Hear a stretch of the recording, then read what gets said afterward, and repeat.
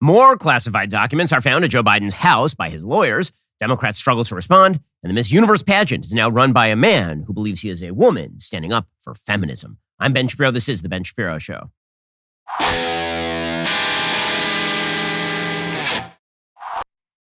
Well, it's another day, and more documents have been found at Joe Biden's house, classified documents.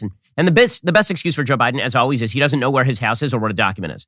The best advice for Joe Biden from his lawyers is going to be, I was senile, I don't know what I'm doing, and also elect me president again in 2024. According to the Associated Press, lawyers for President Joe Biden found more classified documents at his home in Wilmington, Delaware than previously known, the White House acknowledged on Saturday. White House lawyer Richard Sauber said in a statement a total of 6 pages of classified documents were found during a search of Biden's private library. The White House had said previously only a single page was found there. This latest disclosure is in addition to the discovery of documents found in December in Joe Biden's garage, which is, of course, the most secure location in all of America. Donald Trump's locked closet at Mar-a-Lago. That place is wildly insecure. Chinese spies are rappelling from the ceilings, a la Tom Cruise in Mission Impossible, in order to grab the documents from Donald Trump's closet. But Joe Biden's garage in Delaware, that is the place where no one would dare look. No one would ever break into a garage in Wilmington, Delaware. Also, they found it in November at his former offices at the Penn Biden Center for Boondoggles and Wasteful Money in Washington from his time as vice president.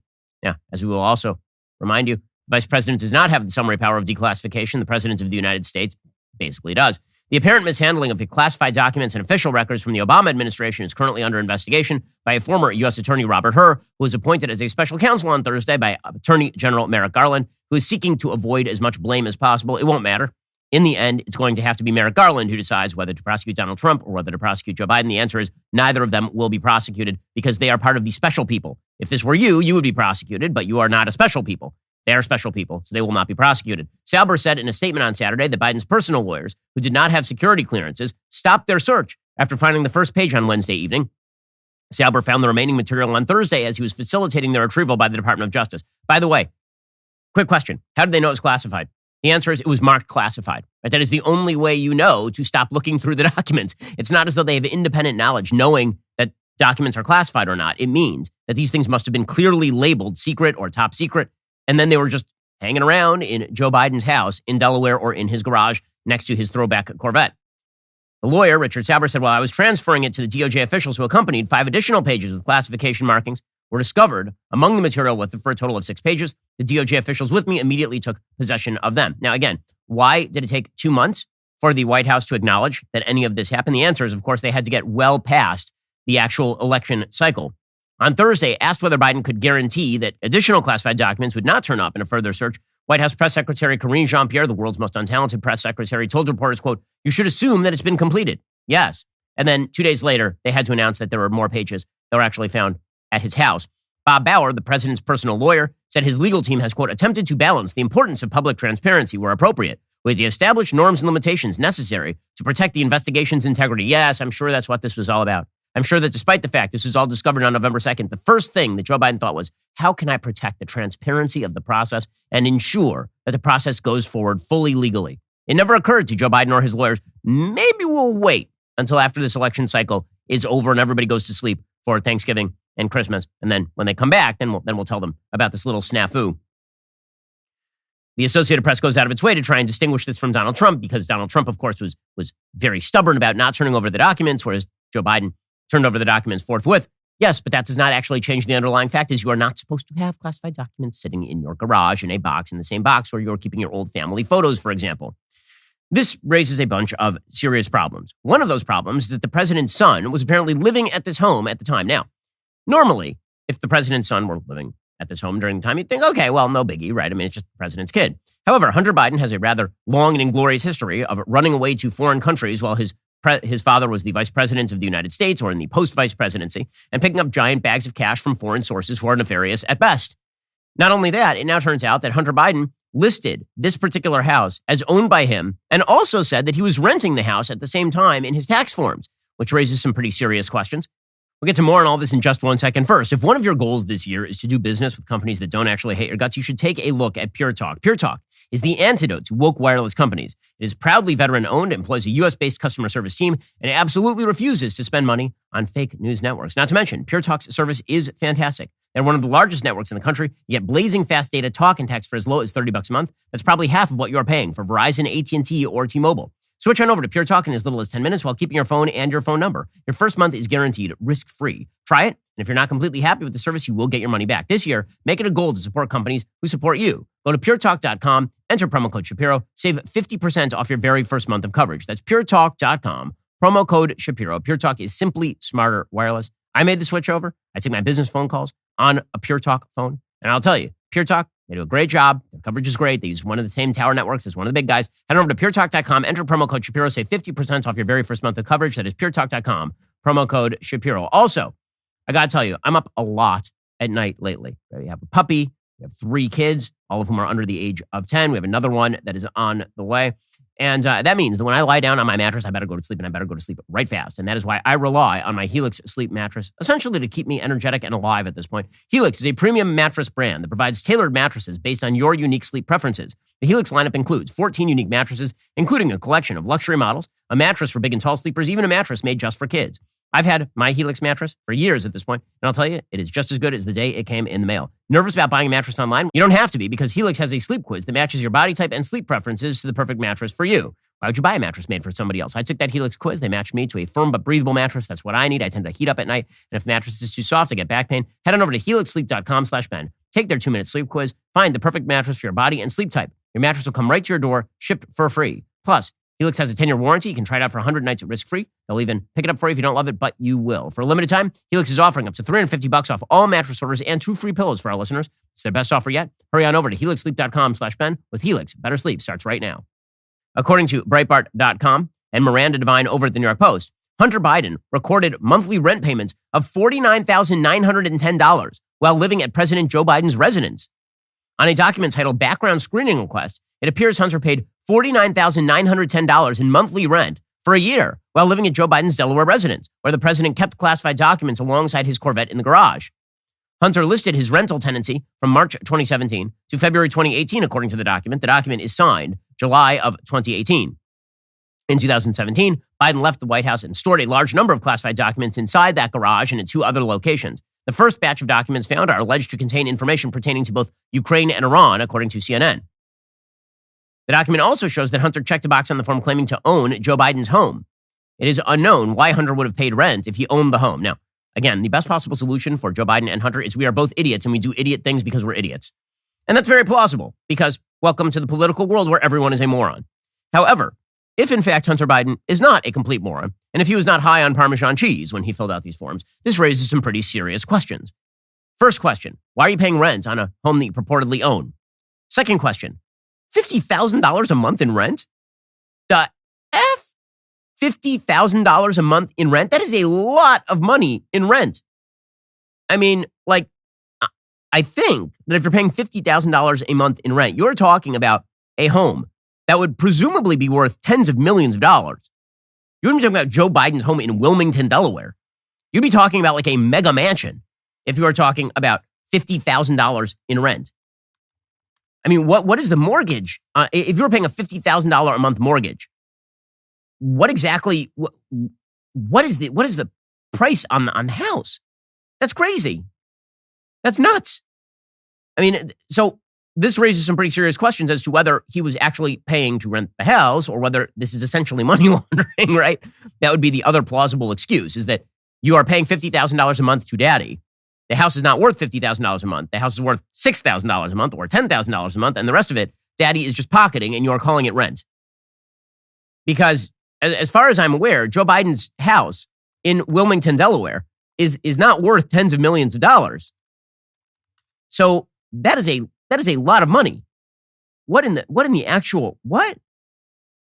Okay, so this raises some very serious issues, obviously, especially given the fact that we've known from documents for a long time from Hunter Biden's computer that there was an email from Chinese authorities to Tony Bobolinsky, who's working with Hunter Biden, and Hunter Biden to Tony Bobolinsky, talking about 10% reserved in this Chinese deal for the big guy. And there have been serious questions as to who the big guy was. And it appears the big guy may, in fact, have been Joe Biden.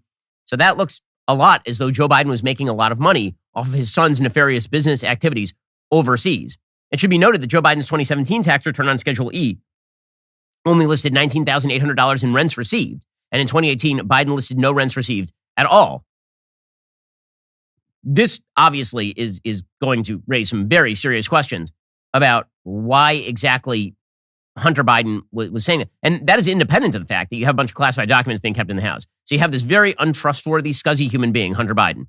By the way, Hunter Biden is so scuzzy right now that I believe that right now in court, he is fighting against the woman he impregnated with his child, that the child should not be able to have his last name.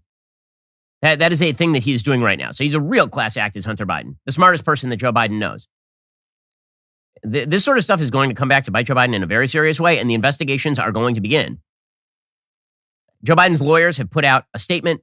Bob Bauer, who's the personal attorney for the president, he put out a statement talking about why all these documents were there with the timeline. The timeline is November 2nd, the president's personal attorneys unexpectedly discovered Obama-Biden documents at the Penn Biden Center. Consistent with statutory requirements, the National Archives and Records Administration was notified of the discovery. For the following 8 days, the president's personal attorneys were in regular contact with NARA and anticipated that NARA would notify the DOJ and the DOJ would notify the president's personal attorneys of any next steps. On November 3rd, NARA informed the NARA Inspector General.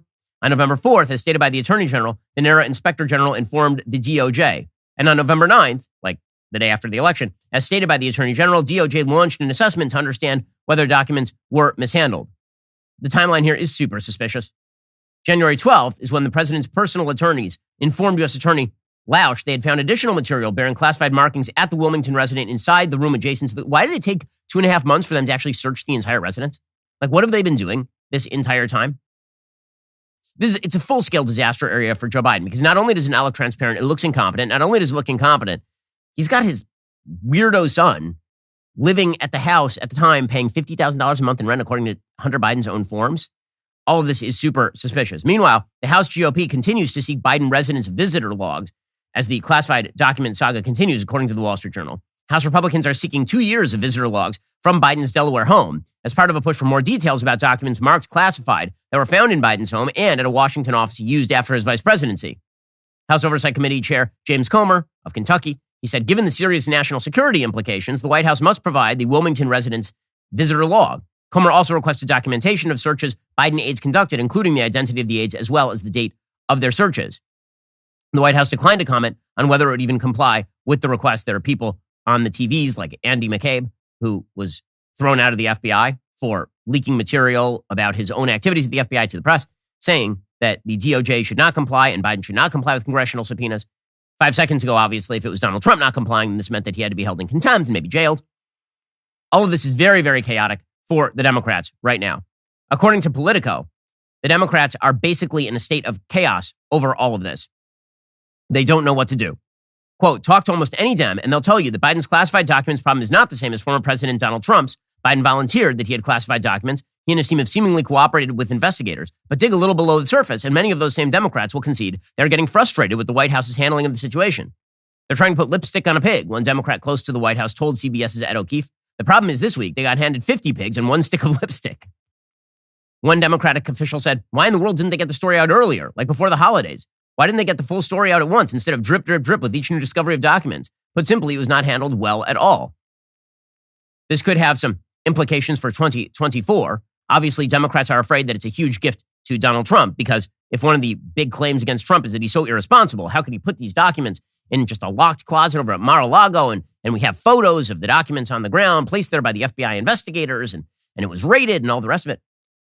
Now, he seems like he's off the hook. David Axelrod says, quote, he's been on a huge run here. He had a lot of momentum going. This is a bump in the road for Joe Biden. The GOP investigations, according to Politico, are inevitable and they will be ferocious. Comer said, many questions need to be answered. One thing is certain, oversight is coming. The Biden White House's secrecy in this matter is alarming. Equally alarming is the fact that Biden aides were combing through documents knowing there would be a special counsel appointed. So this is a hornet's nest for Democrats pretty clearly. And Democrats are not sure what to do about it. So there basically been two lines. One line is it's no big deal and we are going to pretend it's no big deal. And the other is we need to investigate, but let's keep a sense of proportion, guys. It's not going to be that bad. It's not going to be that bad. Like they know that they're a bit trapped here, and they are trapped because they decided to go full bore on Donald Trump may in fact be a Russian and or Chinese spy who is taking classified nuclear secrets and trading them away against the security of the United States. They went like all the way in on that. And so now if they don't go at least halfway in with regard to Joe Biden, they look really hypocritical. And it is very obvious that they were in a get Trump mode. They didn't really care about classification standards or national security secrets or any of the rest. And so they look very nervous on TV over the weekend. Jamie Raskin of Maryland, who was on the January 6th committee, after, by the way, having voted in 2016 not to certify the election, you'll recall, Jamie Raskin urged a sense of proportion in all of this. By Biden's own standard. Wasn't Biden totally irresponsible with classified information? And aren't we right to wonder, to use Biden's words, quote, what data was in there that may compromise sources and methods? You know, I'm hoping that we will keep a sense of symmetry about our analysis of these situations and a sense of proportion about the underlying offenses. There's some people who are trying to compare having a government document that should no longer be in your possession to inciting a violent insurrection against the government of the United States. No, actually, they're comparing having documents that shouldn't be in your possession to having documents that shouldn't be in your possession. And you and every Democrat going absolutely ape-bleep over Donald Trump having these documents in his possession. Now, again, I think that we should take violations of classified materials very, very seriously. We should take them about as seriously as is appropriate. We should also recognize that Donald Trump was never selling nuclear secrets to the Chinese or the Russians, that it was all overblown. That is not a rationale for the prosecution of the former president of the United States. This is not going to be a rationale for the prosecution of Joe Biden. We should be realistic about the fact that if you are a high-level politician in the United States, the standards do not apply to you. Instead, what we are going to do is we will only prosecute you if we believe that you're actually a traitor to the United States and that you mean to expose material to prying foreign eyes, because we know that you can be as irresponsible as you want to be, and as long as you don't have intent, we won't prosecute you. That is the Hillary Clinton standard. The Hillary Clinton standard from 2016 is that Hillary Clinton took a bunch of classified material. She put it on a private server. James Comey, then the head of the FBI, literally said that there was a high probability that prying eyes saw that material, that somebody hacked her server, that there's a good shot that a lot of that material was seen by foreign eyes. Not just that it might have happened. He said there was a good shot that it had happened, and that was not enough to prosecute Hillary Clinton. So having a bunch of printed out documents in your closet at Mar-a-Lago or in your garage in Wilmington, Delaware, none of that is going to amount to a prosecution. We all knew that going into Trump. The difference is that the media decided that this, just like every opportunity, was the chance to get Donald Trump until it was all spoiled by those darned kids. Every time, it's just Lucy with the football. We're going to get Trump this time, and then it just doesn't happen. Well, this time, it turns out they thought they had Trump, and then Joe Biden decided that he was going to randomly wander into the middle of the story carrying classified documents. So really, really well done here. Adam Schiff, who himself has been, I should say, loose-lipped about classified material. Right? This is a guy who would go on TV pretty much every weekend on CNN and talk about the classified materials that he had seen. He wouldn't tell you all the secrets, but he would tell you that he had seen some stuff, guys. He'd seen some stuff that meant that Donald Trump was a Russian asset. Well, now Adam Schiff is out there saying that he can't exclude the possibility of Biden handling the documents endangering national security. Of course, he has to say this. If Democrats don't say this, then it's perfectly obvious how ridiculous they are. Back to the documents, you raised the possibility of this national security assessment. Is it possible that national security was jeopardized here, as many, including you, raised that possibility with the Mar-a-Lago documents? I don't think we can exclude the possibility without knowing more of the facts. We have asked for an assessment in the intelligence community of the Mar-a-Lago documents. I think we ought to get that same assessment of the documents found in the think tank as well as the home of President Biden. Well, look at that, like newfound sobriety from the Democrats. Almost as though they were completely drunk before. And now it turns out that a bunch of Democrats probably routinely do this sort of stuff. A lot of government officials probably have lots of classified materials they accidentally took home. I mean, let's put I always try to attribute to stupidity that which I can, as opposed to malice. I don't think that Joe Biden went through the documents and was like, I will take these classified documents home so that I can give them to Hunter so that Hunter can trade them away on the Chinese markets. I think that is extraordinarily unlikely. I think there are a lot of other reasons to think that Hunter and Joe are pretty corrupt, but I don't think that's it.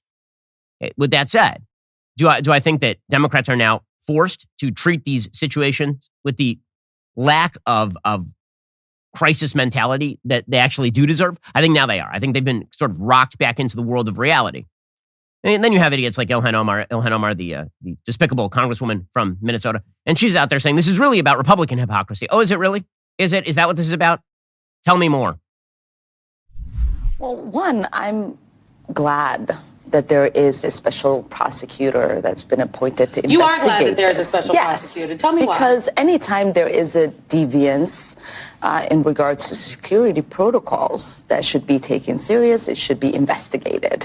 What I find interesting is that Republicans who have defended Trump after he literally stole classified documents, refused to turn them over, lied about having them, are now only interested in investigating Biden, who has cooperated. So you have to understand, right? Republicans aren't really interested in upholding the law, in following security protocols. What they're interested in is playing a political game.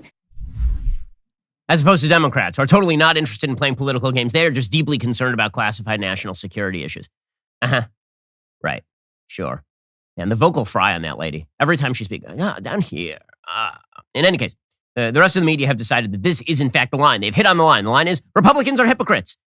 You mean that? So just to get this straight, if you guys go absolutely nuts over Donald Trump having a bunch of classified documents in his closet, not because he wanted to sell them, but because he's Donald Trump, and Donald Trump probably was sitting there, he's like, I like these documents. This one has Kim Jong-un's signature on it. Look, it's pretty. It's nice.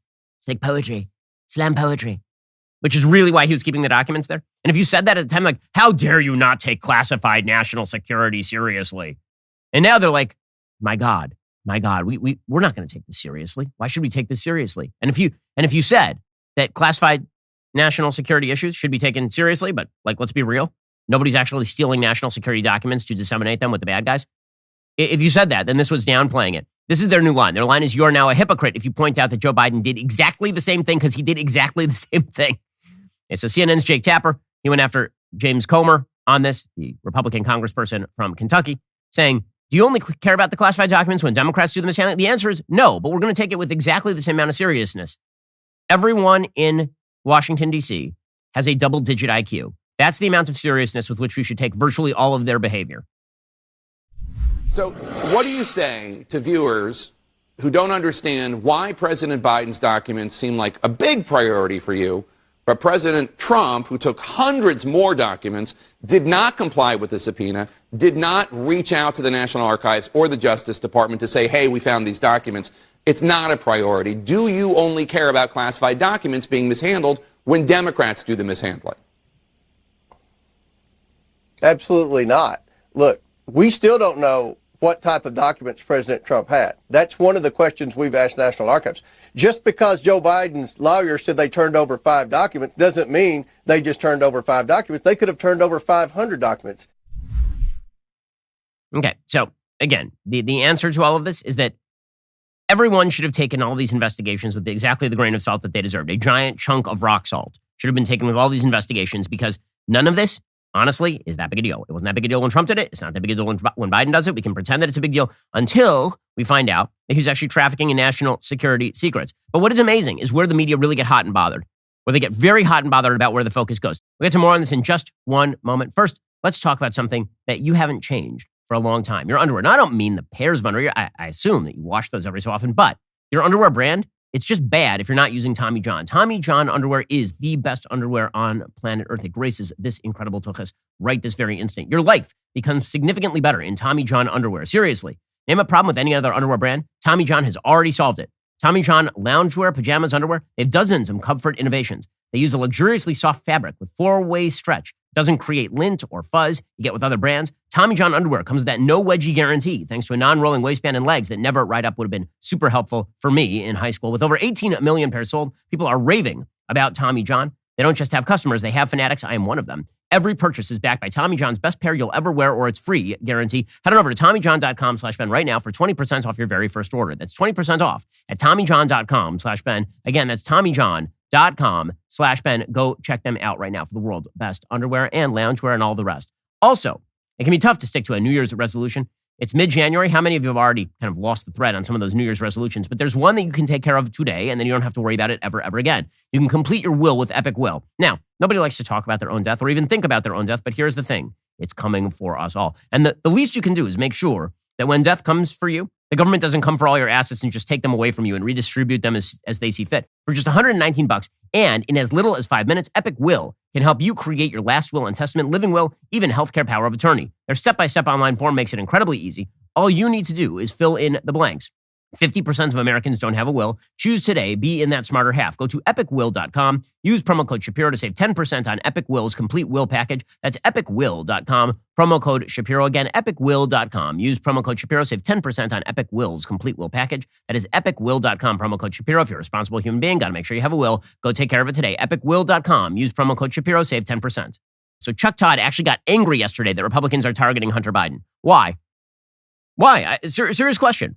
There's some pretty good indicators that Hunter Biden was engaging in some fairly corrupt behavior abroad that may implicate his father, who is the president of the United States. And yet you, the Praetorian Guard in the media, you're very upset about all this. So you're willing to go whole hog on Donald Trump's a Russian asset who's selling the nuclear codes to Vladimir Putin. But if Republicans start asking questions about Hunter Biden, who may be passing 10% to the big guy while paying $50,000 a month to his dad in rent according to his own forms, then that's not worthy of question?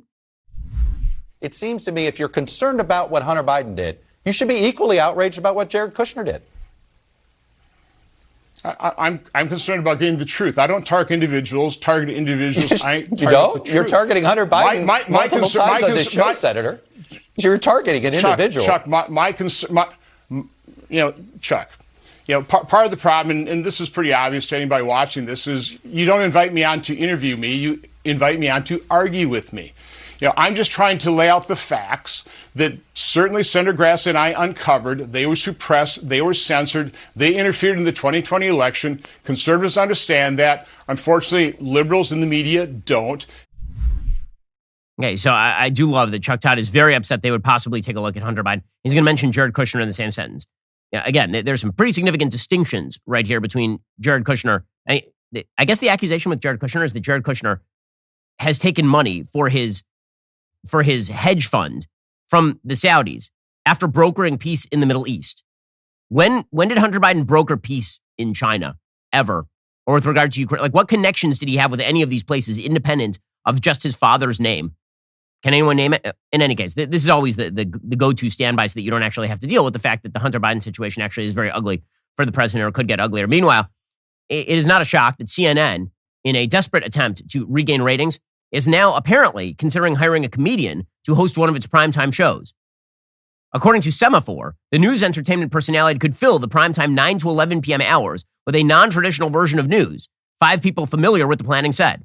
So CNN is so serious about the news, the most trusted name in news. They're so serious about the news, our media, that now they are talking about literally hiring a comedian like Jon Stewart in order to do the news at CNN. Which, by the way, just shows you how far things have come. And CNN has come full circle. You remember in the early 2000s, there was a show on CNN called Crossfire. It was with Tucker Carlson and Paul Begala. And they would sit there and they would argue about politics. It's a pretty good show. And Jon Stewart went on that show and said it was bad for America. Now, the truth is, what was truly bad for America was not the debate between Paul Begala and Tucker Carlson. What was truly bad for America was Jon Stewart smirking his way through political ignorance while pretending that he knew what the hell he was talking about, which he clearly does not. And now CNN is going to have no dissenting points of view on the air. They still don't have a Republican working for the network. But they are going to have Jon Stewart or somebody else like Jon Stewart doing some sort of political comedy at night. Makes perfect sense. CNN President Chris Licht hinted at his desire to sign Stewart in an interview last year with the New York Times, saying he'd love to bring on the former late night host. Stewart is still under contract with Apple, where he's making absolutely unwatchable garbage, where he just parrots woke talking points in order to regain his lost credibility with the radical left. They're talking about hiring Bill Maher. I don't see that happening at all. They're looking for their version of John Oliver, one television news insider familiar with the search told Semaphore. Executives have discussed turning the 9 p.m. to 12 a.m. hours into a series of shows modeled like a variety program, with shows within shows for different journalists, one network executive told Semaphore. None of this is going to save you, CNN. Solid stuff right there. Maybe they can hire Samantha Bee. Really go for it. Amazing work here by CNN. Okay, meanwhile, in the most ridiculous news of the day, the Miss Universe pageant happened the other night. And far be it for me to say that I watched a single minute of it. I did not.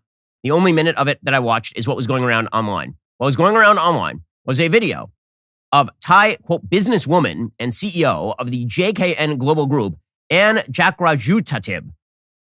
Okay, now there's one problem with Anne Jakrajutatib. I don't know how to pronounce that name. so I'm going to screw it up. This person is not a woman. This person is a dude with a lot of surgeries, as you will be able to hear from this clip.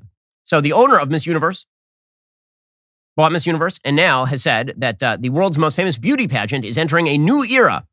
And here is what Jakra Juzatip said. The Miss Universe organization from now on is going to be ran by women, owned by trans women, for all women.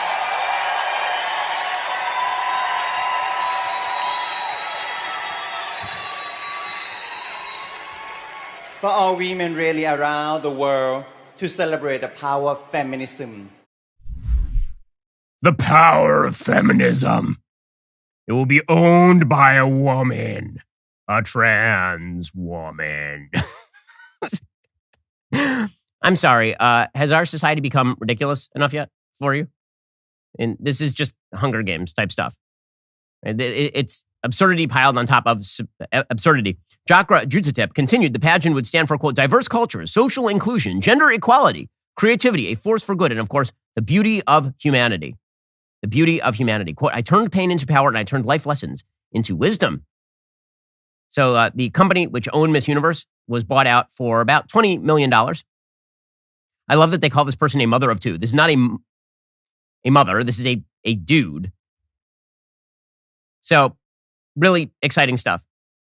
I do love that an entire pageant that is built on stereotypes about beautiful women is going to now be run by a man who says he is a woman, who now says that he is fighting on behalf of feminism. So here's the real question. Okay, if we're going to take this feminism thing all the way to its logical extreme here, then probably the Miss Universe contest has to be open to fat women, correct? We have to be body positive here at the Miss Universe contest. And in fact, not only just fat women, fat men. After all, some men are women. And it would be absolutely sexist to only allow trans women to participate who have had an extraordinary amount of plastic surgery to make them appear more like women on the outside. So probably we need a bunch of fat, hairy dudes who say that they are women, also in bathing suits, parading around at the Miss Universe contest if we truly wish to achieve gender equality and not buy into the harmful gender stereotypes that cause people to think that men are men and women are women. That is definitely the best way to heal this problem. Again, a society that refuses to be able to laugh at these sorts of problems is a society that is essentially dead on its feet. And if we are supposed to take seriously this ridiculousness, then we are a society that is essentially finished. The innate absurdity of this is beyond compare. Okay, meanwhile, today marks Martin Luther King Jr. Day. The national holiday was declared in 1983.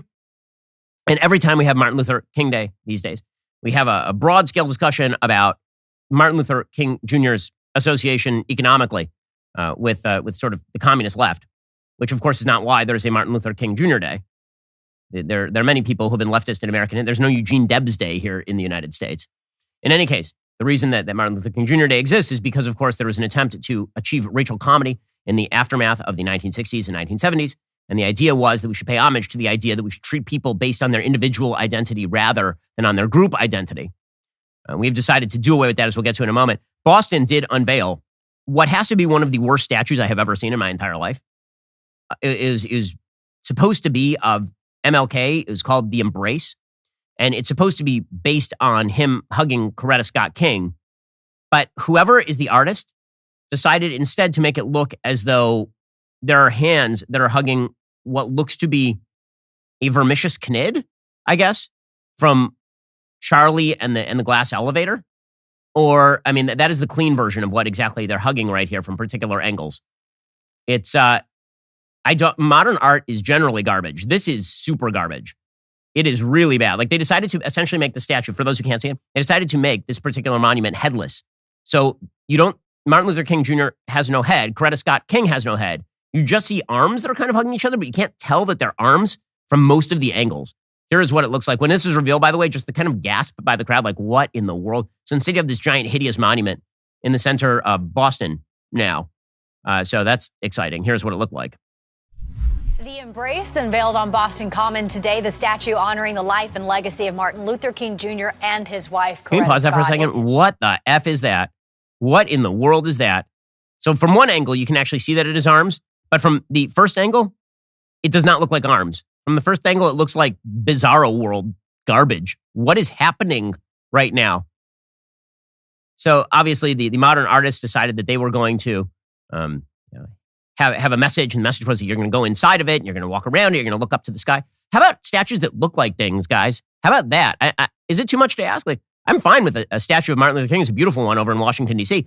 I'm wondering why they decided to go for the headless statue of Martin Luther King as opposed to, the one that had a head. What happened here? Go back to the first angle for a second when they first unveil this thing. Because, what is that? This right here. It looks as a person is wrestling an anaconda. Bizarre statue.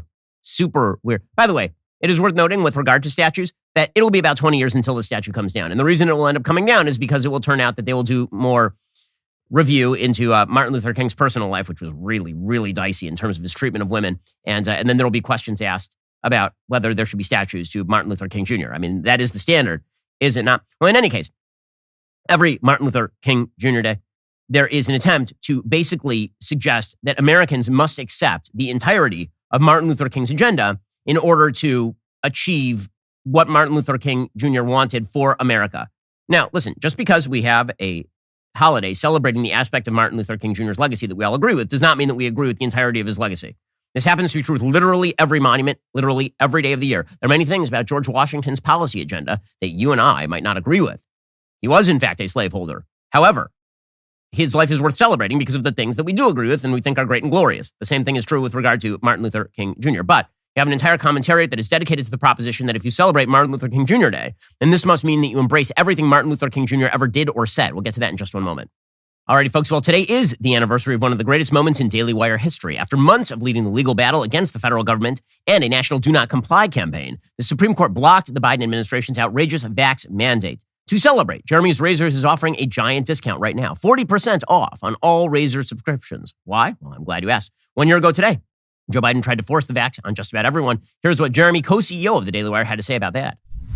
We won't be enforcing Joe Biden's unconstitutional and tyrannical vaccine mandate. That's it. We'll use every tool at our disposal, including legal action, to resist. Yes, that is the same Jeremy from Jeremy's Razors. You might remember that viral commercial with Jeremy.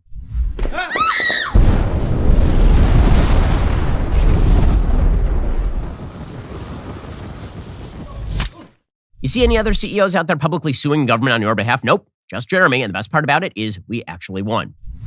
The Biden vaccine mandate is as good as dead. We said do not comply, and you did not comply. In fact, over 1 million of you signed our petition saying as much. And today, together, we kick the government's ass.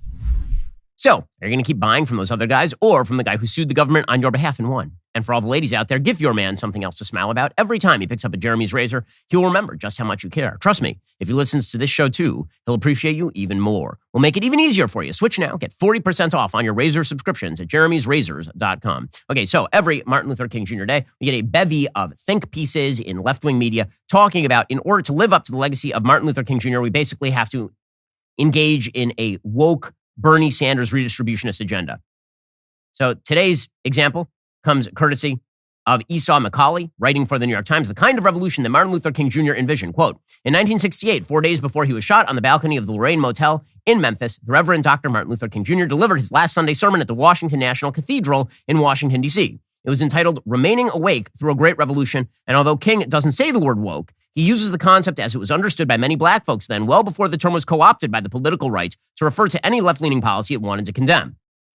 The sermon is an opportunity to encounter the real King, who is too often obfuscated by politicians who use his legacy to support their own agendas. They contend that King was colorblind, when in fact his policy aims were unapologetically color-conscious. Okay, well, if that were the part of Martin Luther King Jr.'s birthday that we were actually celebrating, okay, but that's not what we're celebrating. If you had asked people in 1983, when this was enshrined into federal law, are they in favor of a national holiday that enshrines the idea of group redistributionism? The answer is no. There would not have been support for that. The thing that every school child learns when they are in school about Martin Luther King Jr. is the I Have a Dream speech, right? One of the great speeches in American rhetorical history. That speech is replete with references to the idea that we should all view each other as God's creatures without reference to color. an attempt to backfill that by looking at the fact that Martin Luther King Jr. was economically socialistic does not change the fact that that is not what we are actually celebrating about Martin Luther King Jr. on Martin Luther King Jr. Day. And trying to claim that that is what we are celebrating is silly. Or that that's what we should be celebrating, because in order to celebrate the part of the legacy we like, we have to celebrate the whole thing. Wrong. We don't have to celebrate his treatment of women, and we don't have to celebrate his socialistic redistributionist policies either. There are a bunch of things about Martin Luther King Jr. that are not worth celebrating, and then there are a bunch of things that are worth celebrating, and those are not the same thing.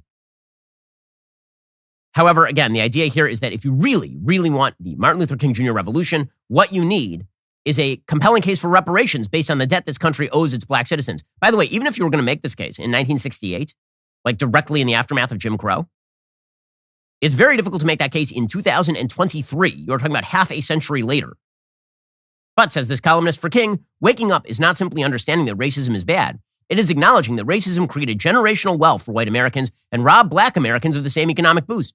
The racial wealth gap King highlighted in his sermon not only persists, but according to some studies is basically the same as it was in 1968. Well, then I have a question.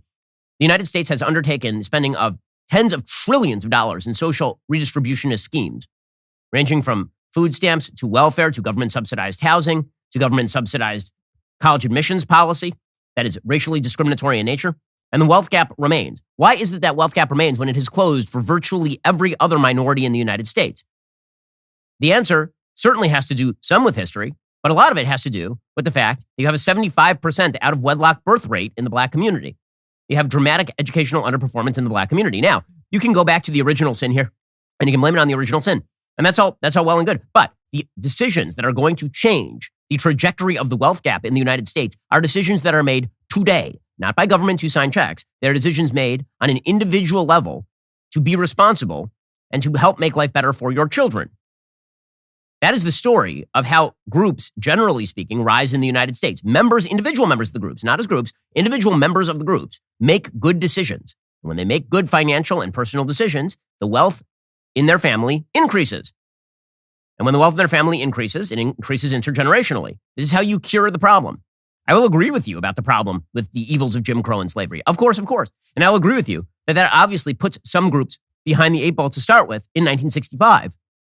But when you're talking about 2023 and the people who are now experiencing the wealth gap being born 40 years after the Civil Rights Act, then you got to start asking questions as to how do you choose to solve the problem. But the answer is that we are just going to say that we need to recommend the same solutions that Martin Luther King Jr. was talking about.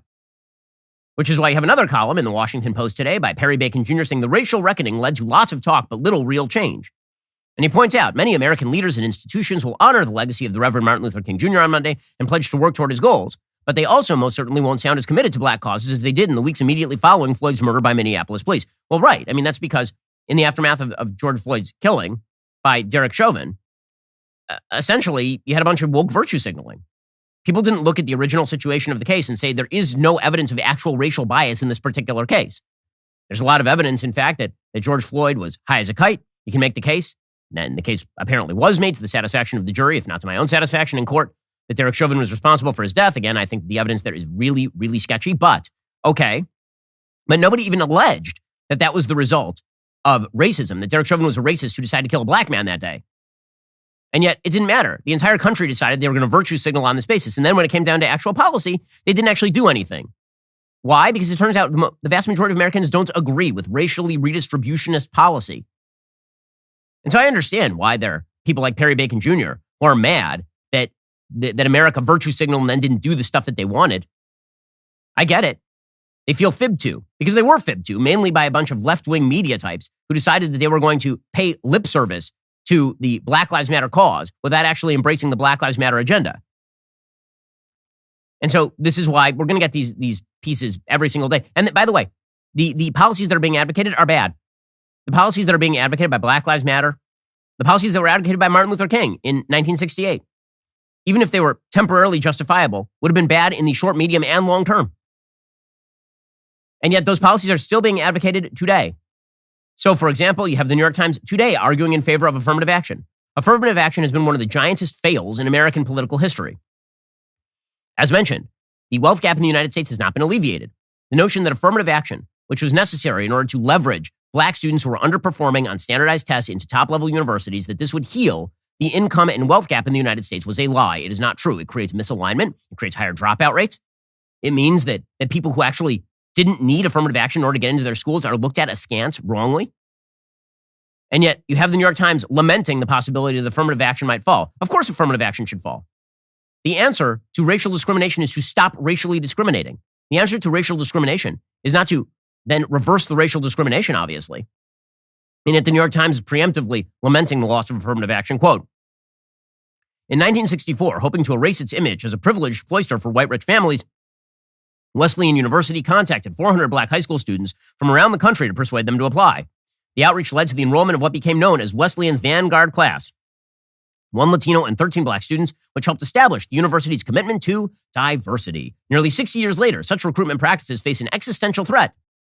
Well, yes, because it turns out that when you discriminate largely against Asian students, by the way, that is a bad thing to do. It is not white students who are typically losing out at the university level now. It's Asian students. Asian students wildly overperform by group metric on things like the SAT. And so you've seen more and more schools basically write out the SAT as a metric of entry in favor of sob story essays where they can try to essentially backdoor affirmative action by trying to ascertain your racial history through your essay. College officials warn there's no way of knowing how sweeping the court decision will be, but the ruling, expected by June, is likely to have a broad impact on a range of schools, according to Vern Granger, director of admissions at the University of Connecticut. Most people are thinking about the admissions process at selective institutions, he said, but I would say this decision is going to be far-ranging and it's going to be expansive. If the court rules as expected, the class admitted for the fall of 2024 will look quite different, said education officials. We'll see a decline in students of color attending college before we see an increase again. We'll be missing an entire generation, said Angel B. Perez, the chief executive of the National Association for College Admission and Counseling. Well, why? Wouldn't that suggest that the public education system that you guys have funded to the tune of hundreds of billions of dollars over the course of the last several decades, that the welfare and social safety net programs you've created, the affirmative action programs you've created have been a giant fail? Why would it miss a bunch of black and Hispanic students? Why? Why would that happen? Presumably because the underperformance continues, despite affirmative action being in place for the last 60 years in this country. Mr. Granger, who also serves as president of the Association for College Admission Counseling, expects changes even at the community college level. Citing drops in applications following statewide bans on affirmative action in Michigan and California, he said some students from underrepresented groups may simply not apply. The institutions most likely to be dramatically affected are the 200 colleges and universities regarded as selective, meaning they admit 50% or fewer of their applicants. Well, okay. And you know who will benefit? The people who do well on tests. And those people happen to be the people who should be striated into the nation's top universities. The attempt to destroy meritocracy in favor of what? Racial selectivity? Is an amazing reversal of the thing we actually are supposed to be celebrating on Martin Luther King Jr. Day, which of course is the idea that we are supposed to view people not on the basis of their race, but on the basis of their quality and their merit. The sort of woke policies that are being prescribed here are, of course, the worst policies in the world. They're really, really bad. They're bad on everything from education to crime, which is why even the Washington Post is now having to go conservative with regard to crime policy. Editorial in the Washington Post today, quote, Washington could become a more dangerous city if the D.C. Council votes Tuesday as currently planned to override Mayor Muriel Bowser's veto of a bill that decreases punishments for violent crimes like carjackings, home invasion burglaries, robberies, even homicides. The far-reaching rewrite of the criminal code will further tie the hands of police and prosecutors while overwhelming courts. With the city awash in handguns, the measure would also scale back penalties for convicted felons illegally carrying firearms, as well as for using them to commit crimes. The bill eliminates life sentences, gets rid of mandatory minimums for every crime but first-degree murder. The maximum penalty for someone convicted of a violent felony while using a gun to commit more violence would drop to 4 years. Why are they doing this? The answer, of course, is racial justice. This is the reason they are doing this. So maybe America should not embrace group justice because group justice is the opposite of actual individual justice. And that's the thing we actually should remember on Martin Luther King Jr. Day. Alrighty, guys, the rest of the show is continuing right now. You're not going to want to miss it. We'll be getting into the NHL putting out a racially discriminatory job listing in Florida and getting slapped around for it. Plus, we'll get to whether the Republican Congress is going to shut down the government over the debt ceiling again. If you're not a member, become a member. Use code Shapiro at checkout for 2 months free on all annual plans. Click the link in the description and join us.